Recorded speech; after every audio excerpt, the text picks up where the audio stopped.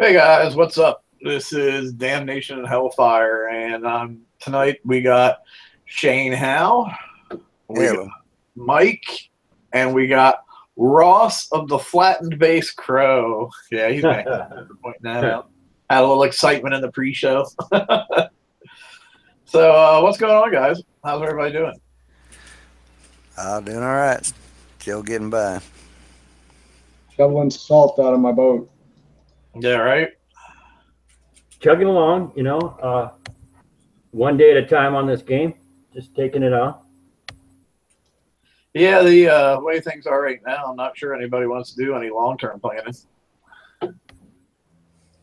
But yeah, so we're episode 15 and talk a little bit about some trial by fire. It's gonna start on Thursday. It'll be 9 a.m. in alpha, 10 a.m. in beta, 11 a.m. in gamma, 12 p.m. in delta, and 1 p.m. in epsilon. And of course, those are all kick-side times.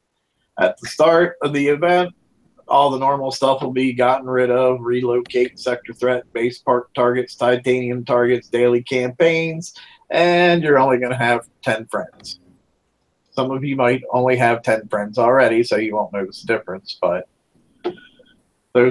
you who have more will notice that you only have 10. It's the second event in the Sacrifice and Decay event cycle. And your targets will include things like Scourge Sentry ships, Dagger Tooth electric eels, Goblin Sharks, and they now have added some new things called with Prototype Hunter, Nighthawks, and ECM hulls. And watch out for those ECM hulls because they have a new technology that will increase the time it takes for your weapons to reload. Oh, yay. How exciting. Targets. We're going to have new Tier 7 targets. They are going to be limited to Tier 6 hulls, minus, if you want to have your gunboat for your flag for your fang tooths or whatever. They're going to be very difficult targets with high payout points, and they're going to be limited to 199 times that you can hit them. Yeah, if you want to hit any of the targets in this game more than 199 times, you should probably go see your local psychologist. Just saying. You got Fangtooth Abyss. You have to own the Fangtooth to be able to go in there. And there's going to the other one for the Hunter is going to be called the Hunter's Call, and of course you must have the Hunter to go in there. They are going to have the previous targets that we had last raid, but you're only going to be able to hit each of those 3 times. So you'll have Fangtooth Depths and the what was the Hunter one? Hunter. Anybody remember? Hunter Bay or Hunter something? I can't remember. Yeah. But yeah, so they'll be available, but you can only hit them like 3 times. And let me. They don't. And then they're the old targets without the new ECM. Yes, those are the old versions. Okay, and so have we figured out the total points we're going to get just from the old targets by any chance? Well, we'll get there when we get that far in the slide. Oh, okay, sorry about that. Thanks. Oh, you're fine. You're fine. You're going to have your Tier 6 sets, which, there's the 81, the 83, and the 85, and you can use Fangtooths or Hunters to do those. You got the Tier 5 set. You have 61, 63, and 65. You can use ranked Tideseeker fleets. And then you got the Tier 4, which is just the one target of the 45, and you can use Tiger Sharks to hit that. You'll have your Blitz targets with the 10 times Blitz functionality for both of them. Level 89, which you can do the Fangtooths and the Hunters, will pay out 800,000 points, and you can Blitz it for a minimum of 5 gold. It'll be interesting to see if that changes as the raid progresses to go back down to the 1 gold that it was previously. And then you got the level 69 that you can do with Tideseekers. It'll pay out 125,000 points, and you can blitz that one from the get-go for 1 gold. And do not forget, a lot of these targets will have the hit down multiplier applied to them. So if you're a really high level and you go hit the lower level targets, you're going to be shipped on points. That's horrible. Tier 4, you'll get 40,000 points for doing that. With a tier bonus of 20,000, so a total of 60,000. Tier 5, you'll get 130,000 for the 61, 190,000 for the 63, 280,000 for the 65, and then a tier bonus of 400,000. Tier 6, you'll get 500,000 for the 81, 600,000 for the 83, 750,000 for the 85, and then the tier bonus of 1,650,000. Tier 7, Fang Tooth Abyss. That is the new one for the new target for the Fang Tooth. You will get 5 million points for that. For the Hunter's Call, which is the new one for the Hunters, you will get 5 million points for that. And completion bonus, if you have both fleets and are able to do both targets, you will get 2 million points. I will say this, the last time we were able to squeak by doing the different targets with the different fleets, I would not count on them making that mistake again this time. Just a word of caution out there. So, then for the Fangtooth depths, the old ones, if you redo them again, you'll get 4 million and 4 million, which I believe that's what they were last time. But you will get no set bonus for doing both of them. So we're assuming that that's the same target as we had the last time. What's that? We're assuming the Fangtooth depths is the same target as we had in the last raid. Correct. Yeah, I'm pretty sure they didn't change that, and that's probably why we can only do it 3 times, because they didn't change it and they weren't happy with the difficulty of it last raid. So now they're like, oh, you can do it, but you can only do it 3 times. Lovely. Okay, just wanted to qualify. Thanks. Yeah, and then your blitz targets, the 89 is 800,000, your 69 is 125,000, but we'd already covered that in the previous slide. So I think that answered your question, Ross, about what the old tier 7 targets were going to pay out. Yes, sir. And boy, you know that blitz price is sure that kind of stinks. I think that's going to make myself. I enjoy the raid for some time, but wow, I do blitz some. I don't blitz at 5 coins for under $1 million. Yeah, I'm really surprised that they put that back up to 5 coins after seeing how well it went over the last raid and how successful it was and how many people blitzed it at 1 coin. I'm really surprised that they put it back to 5. So, like I said, we'll definitely, that's something we want to keep an eye on as the raid progresses and see if it goes back down to 1 coin. So, I don't know. Uranium, as far, as always, 150,000 points, you'll get a whopping 800 uranium. 500,000 points, 1,500. 2 million points, 5,000. 5 million points, 10,000. 10 million points, 20,000. So that all translates into you'll get a big pile of poop for uranium from doing the raid itself. However, there's always Zoe Man of Wars, which usually start spawning on Saturday at noon, and you can hit them for 42,000 uranium pop. So they're always, I know a lot of people like raid just for those targets. They like doing them, and they go out and get tons and tons of uranium and roll for tons and tons of crews. So, oh yeah, I can finally stop talking, and we'll talk about the Phantom Gluttony. Oh boy, yeah, we finally getting the Phantom for the Gluttony. All right, it seems to be pretty much the same as any of the other Gluttonies. Only now you can put 5 in a fleet. So that extra 20% combat speed you'll get out of it, and another 50% concussive damage you'll get out of it, along with the extra 15% stun resistance. That's having a full fleet of them. Now, seeing how this is a flagship, it's got a couple of new little quirks to it here. On the friendly side, let's see here. What's it say? Because I thought there was a difference, whether it was popped up out of the water or not. Yeah, the very top effect there is the bonus when they're surfaced. Okay, that's when they're surfaced, right? Yeah. They'll get these. They'll get 2 deflections on them. They'll get the concussive deflection and an explosive deflection. Concussive's 15,000, and the explosive is 100,000. But Doesn't cover really anything else. Now you'll get concussive damage of 100% and corrosive damage of 100%. So I guess the muddle missiles would still pan out from this. So Yes. not necessarily having to refit to the new weapon. What you have now will still benefit from this hull if you're running muddles. Now, now being while it's submerged, okay. Now on that up there, you got a range of 90. That's just to cover all the ships, you know. But on this underwater, when you go under, this range is 110.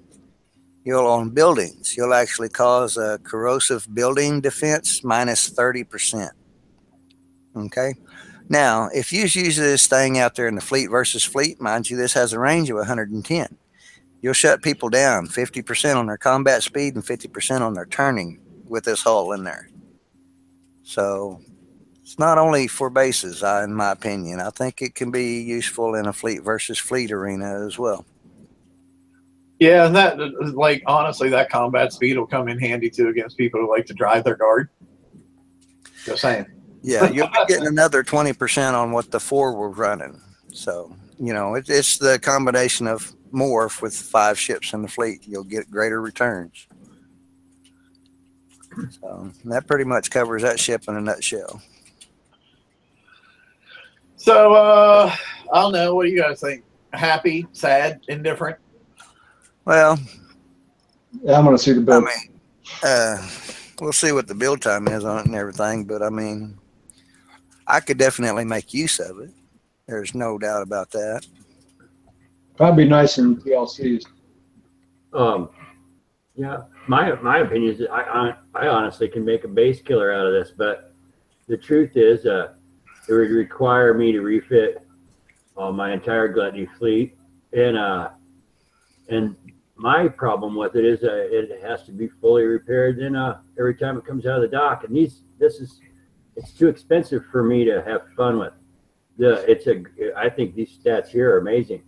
I could do a lot of things here, in all honesty, with the new weapon. And so I just wish the repair it's a very high repair.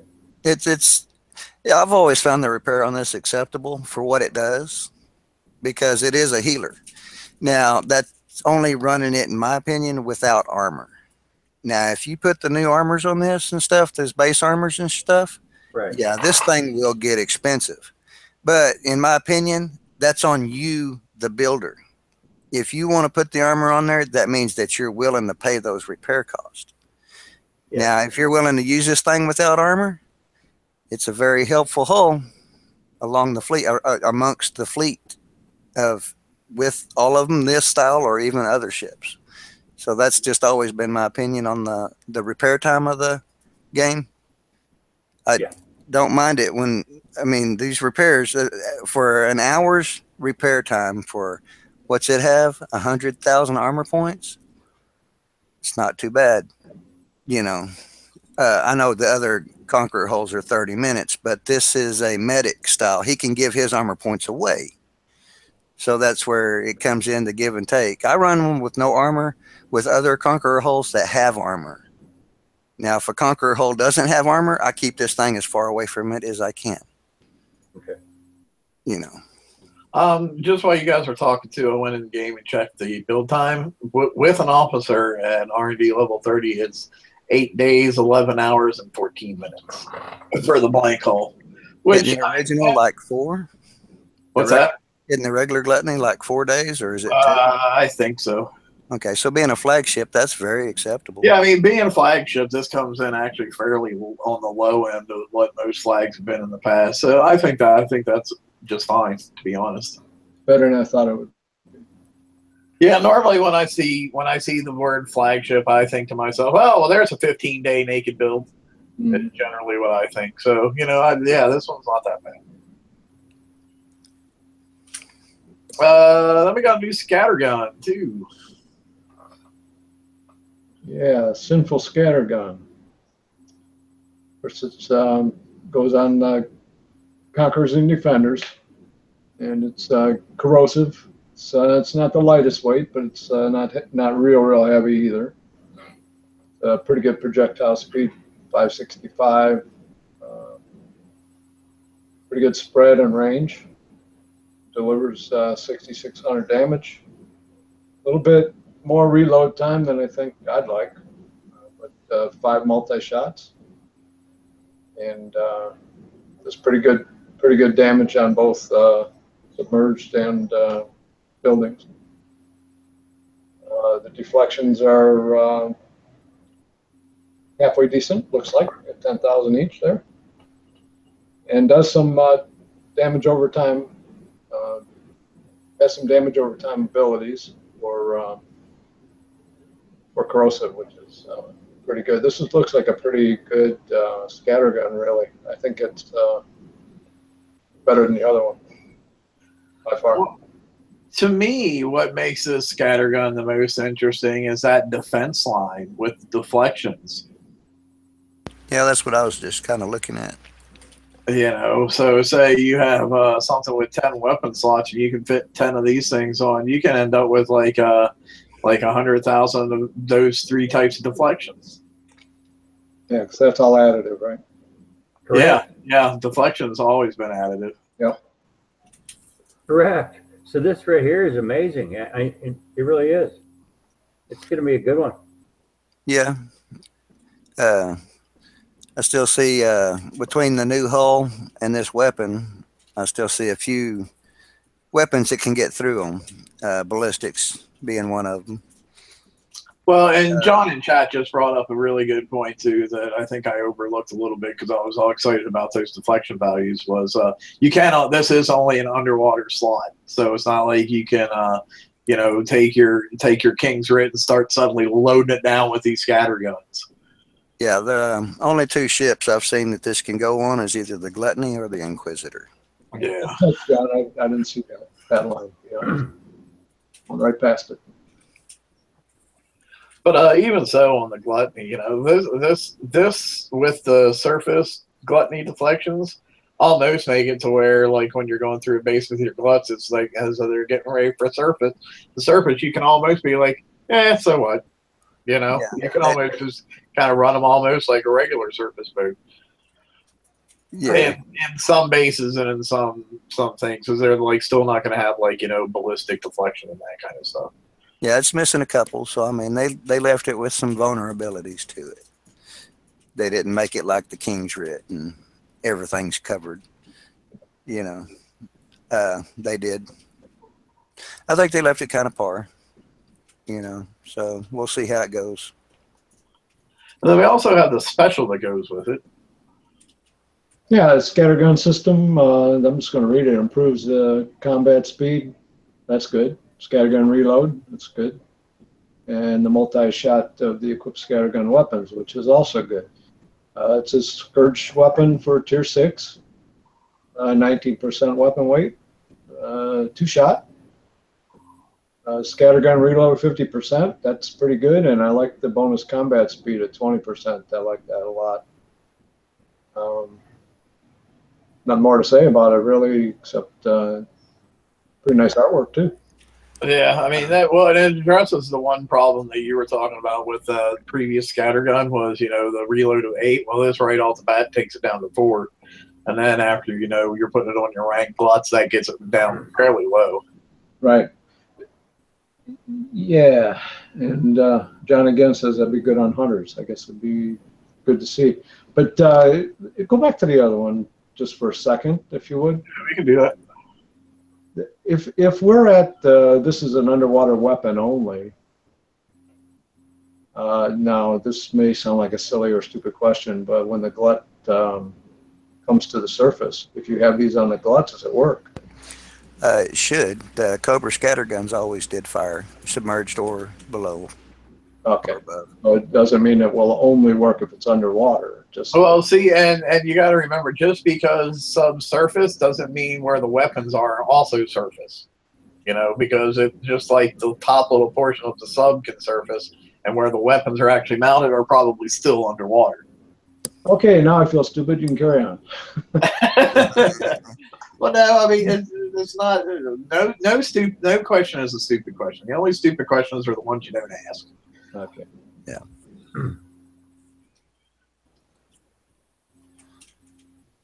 And praise the baby Jesus. They're following their same pattern from bounty boats and how and when they come into the raid. You know, it's generally 2 bounties, and we see it in the raid, and they've stuck with that. And we're getting the twin blade this time around. So there you go, Ross. Well, I'll tell you about the twin blade. I really like this haul. For everybody that's is stuck that stopped base hitting with when they had the rages and they didn't have anything to continue on. Once the portals came in effect, it kind of ended their PvP. So this twin blade is really a great haul at the price in this raid to bring some base hitting back for you. It's a Conqueror tier 6.5 tier. It's a really amazing haul. It has a corrosive deflection of 102,000, penetrative deflection of 4,000. Explosive deflection is at 193,000. Concussive, 31,000. Radioactive is 68. Ballistic deflection is 4,000. Splash damage reductions is a plus 50. Now this haul here, it's only open to a few things. So you know, if you look through here, this explosive deflection is huge. So they really could sit under quite a bit of mortar fire. You'd be amazed. I really like this haul. So it has 8 weapon slots and 3 armor slots. Special slots is 6. So repair durations is 30 minutes, the same as the other one. Now the combat speed on this haul just comes out 33. It's pretty good. Turn speed's also 25. So this haul's fast. That's the good thing about this haul. It works really well as a spotter with the sloth, the lead sloth, and it's just a good haul. Yeah, I think this for your mid-level base hitters and your beginner base hitters, I think this is personally would be a must-have for them for being a tank. You know, for their sloths or whatever, or you can actually get 5 of them now. So I don't know how well it would hold up as just its own fleet with the weapon that comes with it. Right. I mean, there's possibilities now they opened up how many are offered or are available, I should say. So you'll be able to see different variations. But I do agree that if you're or even if just wanting to learn that spotter technique as far as using a spotter and you haven't had any luck, this is a pretty tough spotter to practice, to learn how to do that with. Yeah, it could be your new Liberator fleet. Yeah, if you wanted to go just with a sheer missile fleet of them, yeah, it would be along that same route. But the only reason I say for mid-level PvPers and new PvPers is because everybody who's really hardcore into PvP probably has the King's Writ already, and I don't. You would definitely, in my opinion, never want to use a Twin Blade over a King's Writ. True. You know, yeah, as far as a tank, yeah. Yeah. No, I agree. I mean, I have the Twin Blade, and I don't. Since I have the King's Writ, I do use the King's Writ, but if I didn't have the King's Writ, this is my go next in line. It's your backup. Yeah, for sure. Yeah. And but with the availability of 5 now, and maybe I could turn that into a useful fleet. I don't use it now because I have another spotter fleet instead. But if I could now do something with those 2 ships that I have sitting in my dock, I'd be interested in that idea. So potentially use it as a prepper fleet, maybe. It's a pretty good haul. So I think I have to. I mean, the deflections are good. It does have some weaknesses, but it's where you pick and choose your bases you hit. Right. It's called scouting. As far as prize list, this is the left and right hand side, and the left hand side, of course, we got the torpedo tubes, the Delirium torpedo, the Fang Tooth, Hellwraith, Fire Twister torpedo, sealed fire charge. The only thing in there that I myself would not claim if I didn't already have it would be the Fire Twister torpedo. Like for the current raid format, that's not a very good torpedo because it's dumbfire. But sealed fire charged is always good. I think that'll be a long time that before that's not good just because of its credibility and stuff. So if you don't have that, definitely pick it up. On the right-hand side, then, we got the new scatter system. We got the Sinful Scattergun. We got the Phantom Glut. And Gluttony is actually in here, and it's at a pretty low price of 2 million points, in my opinion. So anybody who doesn't have the Glut, I think this is a great time to pick it up. You got your deep sea countermeasures at 1 million points, and the amphibious missile system at 400,000 points. So, what do you guys think? The other than the brand new main prizes, what do you guys think is good on this part of the list? I think Gluts and the amphibious missile system would be my top 2 picks. Well, yeah, the Gluts, but that sealed fire charge at 400 grand, that's attainable for a lot of kids. Yeah. I would say if you had to pick between that or the amphibious missile system, I would probably lean towards the sealed fire charge, to be honest. Yeah, more chance of using torpedoes out of the bat than you'd have to acquire the. Ain't that for the muddle missiles? Yeah, the amphibious are for like the muddle missiles or downpour missiles or any of those type of things. And yeah, so if you don't have one of these, the sealed fire charge is definitely going to come in more handy in this current raid format anyway. So.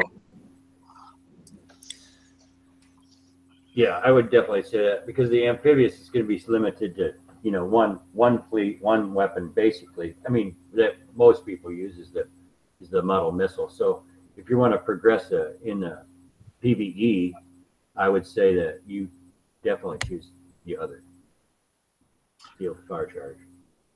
No, then we got the lock store. I don't know anything in here worth mentioning. Phantom Fangtooth at 30 million, and Phantom Fangtooth shards at 3 million. So that's we need 1 or 2 shards to finish off. Yeah. So if you have some shards but still haven't finished off your Fangtooth yet, your Phantom, here's a good chance to finish that off and get it. And the rest of the shards is status quo. It's an every month thing, it looks like. Yeah. Yep. I wonder how many people are still getting shards, just out of curiosity. That'd be an interesting number to know. I mean, I imagine some people must still be picking them up, otherwise they wouldn't keep putting them in there every single month.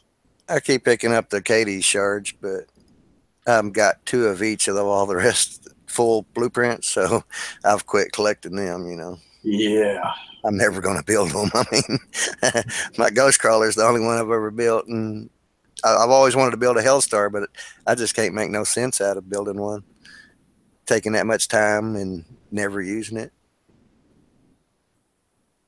Let's see. Normal store, we got, pretty much standard stuff. We got all our ship build tokens, the 1 hours, the 12 hours, and the 24 hours. For me, that's usually the first things I get. And then I work out from there. The concussive charged armors, they're at 7 million points apiece, and you can get 10 million, or yeah, you can get 10 million of them. Whew, that'd be a lot of grinding. You can get 10 of them at 7 million points apiece.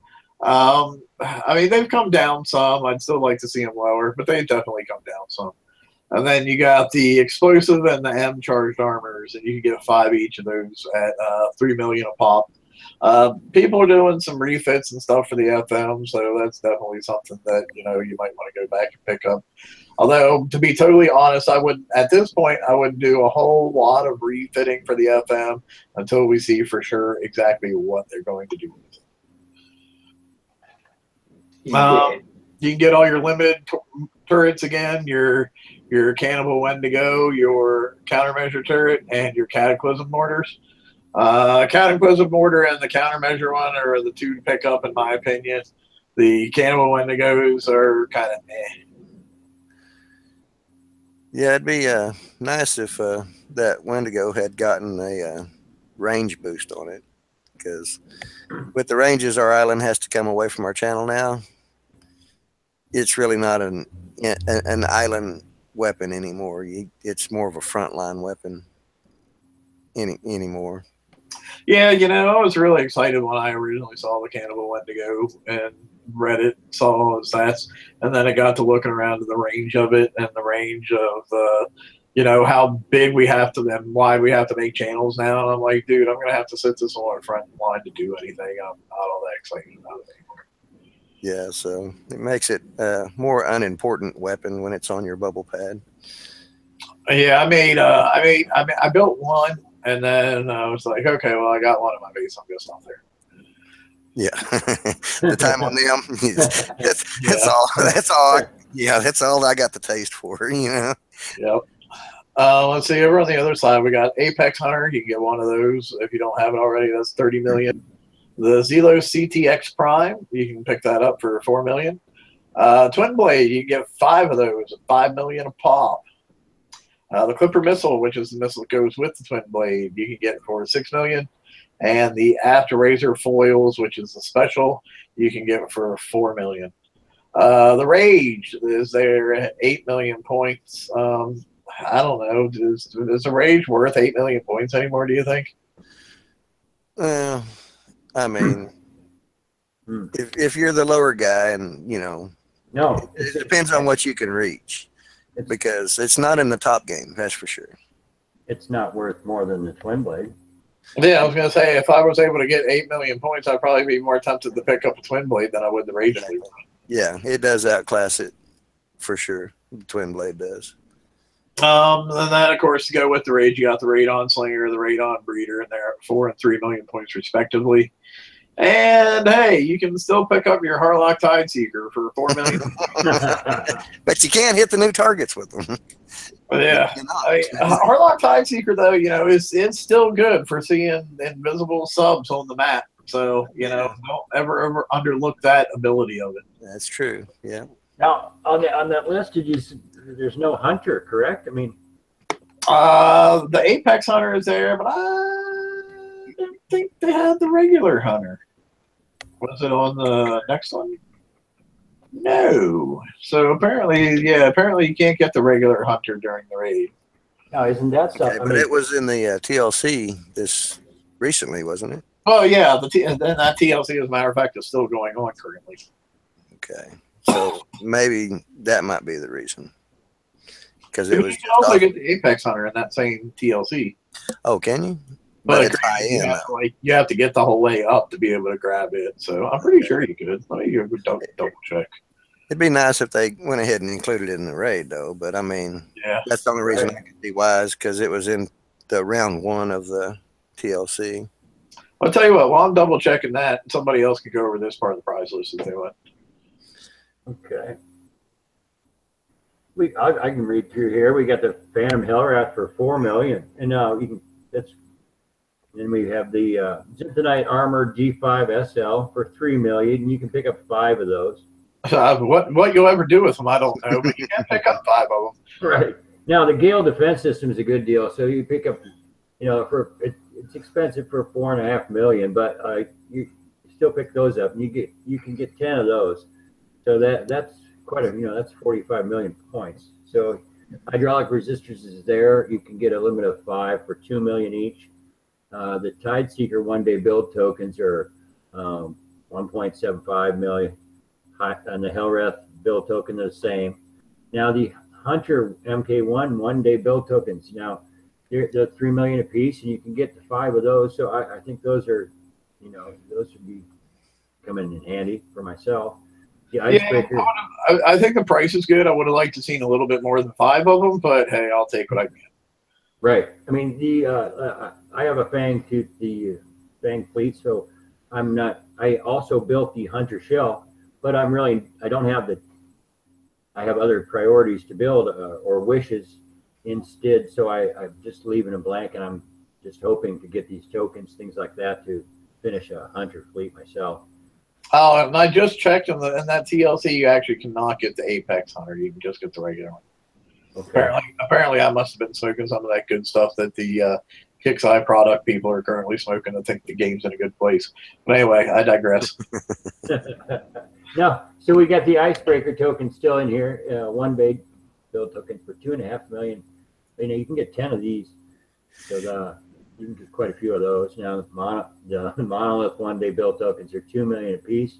Yeah, I would definitely, without a doubt, stock up on whichever one of those fleets that you're using, because you know, with the way the FM currently is, you don't know what changes you're going to have to make to your fleets coming up. So having extra icebreaker and monolith tokens on hand is not a bad thing.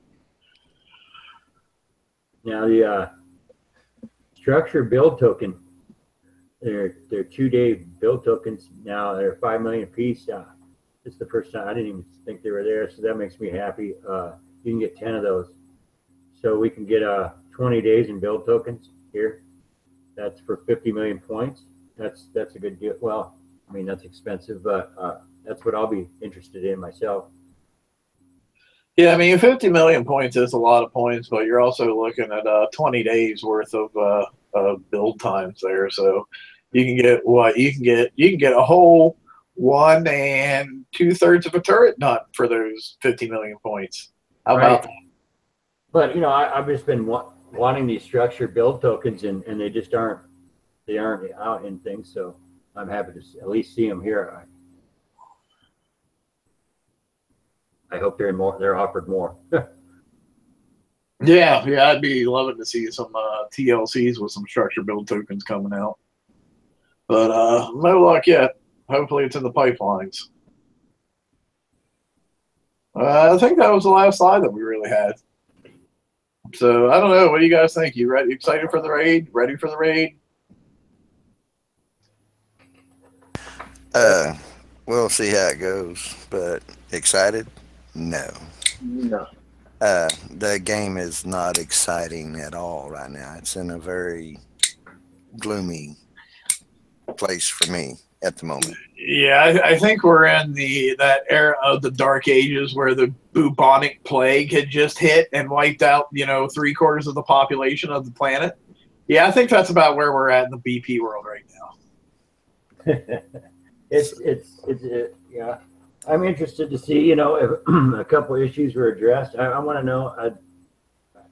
I felt like I'm not a great sub driver in the first place, and I don't claim to be. I got to say that, but when I can't shoot at other subs when they're near a wall, I hope that issue is finally corrected.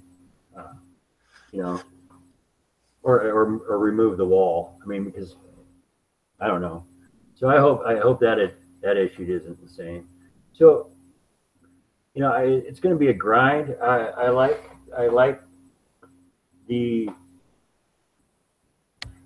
doing the target for a quarter the amount of time that's required. In all honesty, it's not. I don't mind trying to get better and better, even get my own path and compete against others for time and even compete for the best repair time, but not 500 times. So I'd like to see that blitz offer come in. I mean, I think that if I could build the fleet and then do the blitz target, then grant me my reward, bring it down to 1, and that's just my opinion. Yeah, one thing about the raids is, and I think that's what's making them less and less and less fun as we progress, is the targets just seem to be getting bigger and bigger and bigger and bigger. And I don't see that changing anytime soon. And I don't know, because when it's taken almost a whole 15 minutes to hit the target, and you expect me to do that like 40 times, that's where is the fun in that? Where is the fun in that? I don't see any fun in that. Yeah, that's a lot of times to hit it. And we're talking about I consider myself a top end player, honestly. So that's with the best fleet I can possibly think of going through these targets. That's how I feel. Think about how the guy who's just getting whooped in these target fields, and they're still coming back. They're playing in this game 5-6 years now, and they're getting whooped. So, yeah, and let's shorten them. I wish they were shorter too. I'm also not crazy about that that tier 7 target where you're limited to hit it only 3 times, and then it forces you to go up to the. Yeah, that's my understanding. That it forces you either to go up or down, one of the two. Either way, right? If you go down, you take the penalty. If you go up, you're going to take the penalty. So yeah, so you can get 24 million points on targets that you have seen last month, and may or may not have been good or bad at, whichever way it went. But you're only going to get to do it 3 times. Right. Yeah. I think I like that a lot. The good thing too, and I think the TFC touched a little bit on this earlier this evening, was that the difficulty level can't have gone up that much because we haven't gotten any new escalation weapons or escalation specials or that kind of stuff. The only thing that can really go up is the size of the target. Mm-hmm. And maybe some different strategies, maybe, but as far as, like damage output and damage taken, that can't have changed a whole lot. Not if they have any semblance of common sense about, wait a minute, what am I talking about? Never mind, scratch that whole thing. Because it all boils down to having a semblance of common sense. And we know that that's not where we're at right now. Yeah, it's kind of unfortunate. Yeah.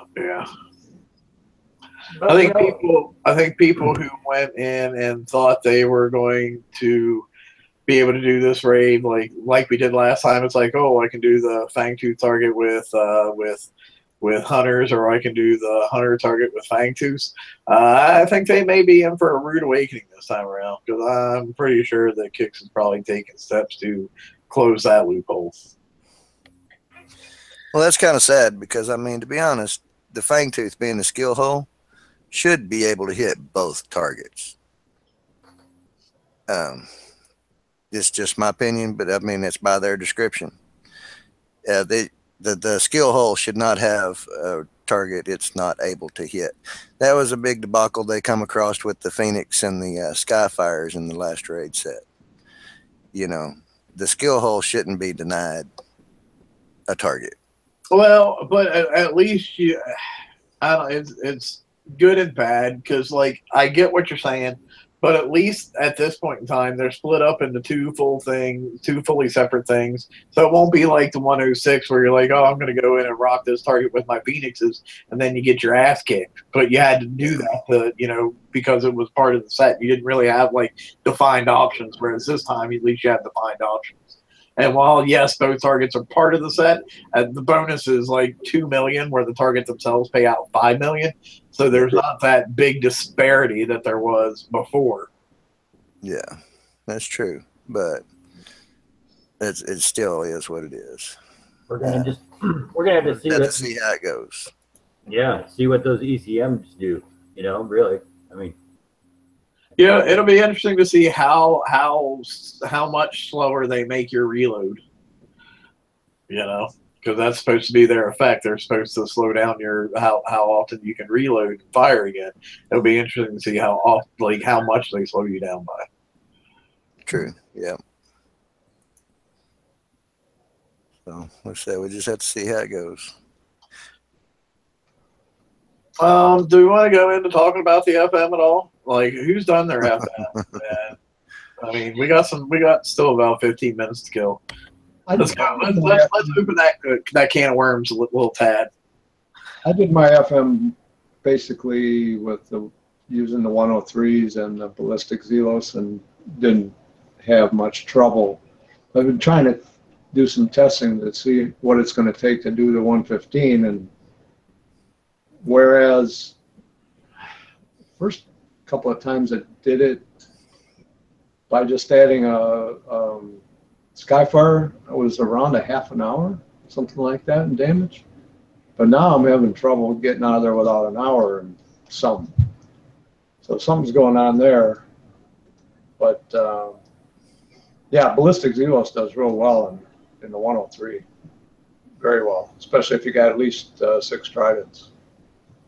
Yeah, I'm doing mine with ballistic Zeloses. I have 2 of them, and I'm using those in the 115s, and they are doing really great in the 115s. You know, and then when I activate the fleets, I switch and exit with my Zeloses and bring in my icebreakers and kill the fleets. And I'm averaging anywhere between like around 40-45 minutes damage at the moment.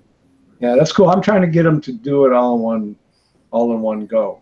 So I'm finding it's probably not going to be likely. Instead of switching out fleets. My problem with trying to do it all in one go is I know it's going to take multiple types of ships in the fleet, and I don't like being a multitasking driver if I can avoid it. Understand? Yep. I went through and I took I ground my way up terrible through it to get the new weapon, and then I threw it on my icebreakers. And I have to say I do one shot the 115s now, but it's not done a free weekly for me any longer. But I do it in one fleet now with the icebreakers. Well, how much damage does that one fleet end up taking? Well, I tell you, I don't have the Basago lead in it, so I just have 4, and it takes about an hour and 43 minutes damage, I think, to 2 hours on 4. Now that's per each one. So right.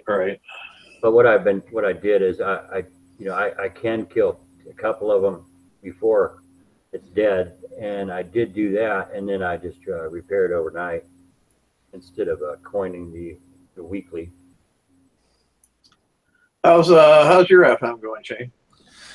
Well, I did it all. My Zimpy Prime fleet, I can do them.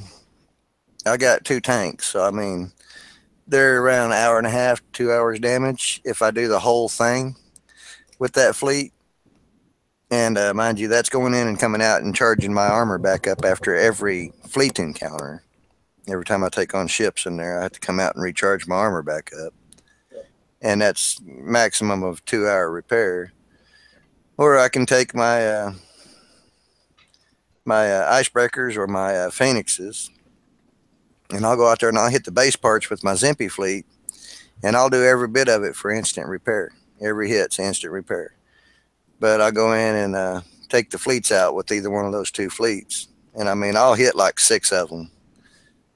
And then sit on the repair of that assault fleet for 3 or 4 hours, I know for the little Obi guys, one thing I posted on the page and Cuddle's talking about in chat right now is if you go in the 115 and that little bitty thing that's right there as you start in, it's a little island and it has a little bitty building on it or whatever, it doesn't shoot back. Just take a fleet in there and you can kill it with rhinos, you can kill it with Apollos, you can kill it with whatever pretty much. And that gives you what is it, 6,600 points or something like that? It's 6,400 points, I think, is what it gives. Yeah, and I mean, and there's no possibility of you taking damage doing that. Yeah, that's kind of amazing because, I mean, that pays more than a 68 does. Yeah. And, I can pretty much guarantee you, too, that anybody who's hitting the 115s is not going to care that you went in and killed that one little bit. Well, we got some jerks around where I'm at. To care about that, they got to be pretty big fuckers. Yeah, they're kind of jerkish. But, I mean, if you don't want to cause problems around your area, go hit somewhere else then. This is just a thought, If you got guys around you that care about it, you can always go hit them in another sector. Keep that heat off. If they're a smaller guy, you don't want your fleet getting sank. If you go in and it only takes you 3 minutes to kill that little thing, then that's 20 of those things that you can hit in an hour, and then you end up with over 100,000 points just by going around killing those little nubs. Well, and let's be honest, they took away the prepping for the little guy. and truly any good amount of points, it's hard to. I haven't figured a good way to do that so I don't mind them if they take one little thing off the island. I don't even notice it. Yeah, I mean, it's not going to bother me. But like I said, in my sector I'm in right now, I've seen some guys crying about it. It's like, my God, just let it go. I mean, it's nothing. If you're hitting that target already, it's really not going to make a difference on what you're doing.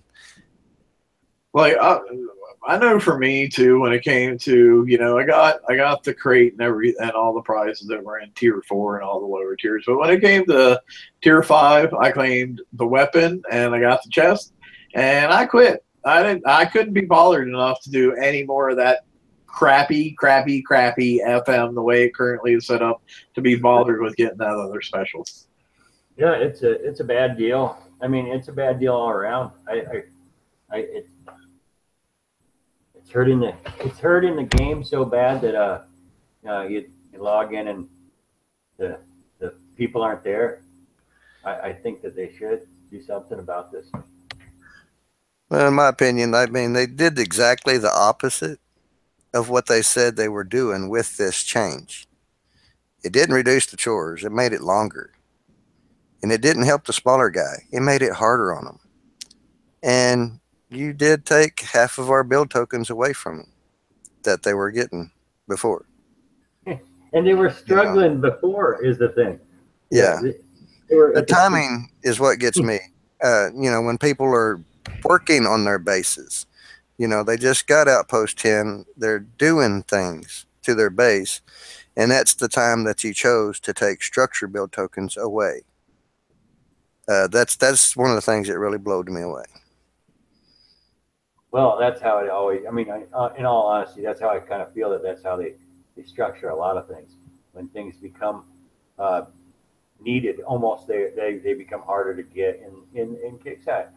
We see that with road crews.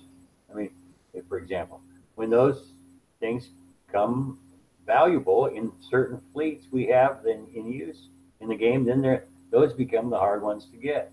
So I see that carrying over through the whole game.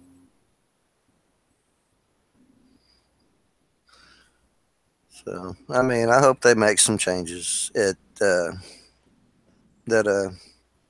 work it out. I mean, because to be honest, I mean, I don't want the game to die, and I don't want to quit playing. But I mean, if you can't progress, what's the sense? I mean, here just because they want us here to give them money. I mean, that's not a game. No, make it fun for us. Make it. I mean, George put a good point on the TFC show too. There was a plan laid out to progress, and it made sense, and it's all gone now because of this. So, I mean, I have no idea where it's going. Here's something they really need to keep in their thoughts, the guys over at Kickside, is before you could get away with doing stuff that would piss us off, and we'd huff and we'd holler and we'd think we were quitting. But then most people would come back after a little while, because there was no other game quite like this out there. That's not the case anymore. There's one or two other games out there that are pretty much exactly like this now, and I see people heading over to that game in droves. So pissing us off and then hoping we'll come back is no longer a really viable option for your business plan. You need to really get on top of that and realize that once people walk away, they now have alternatives to go to, and they might not walk back.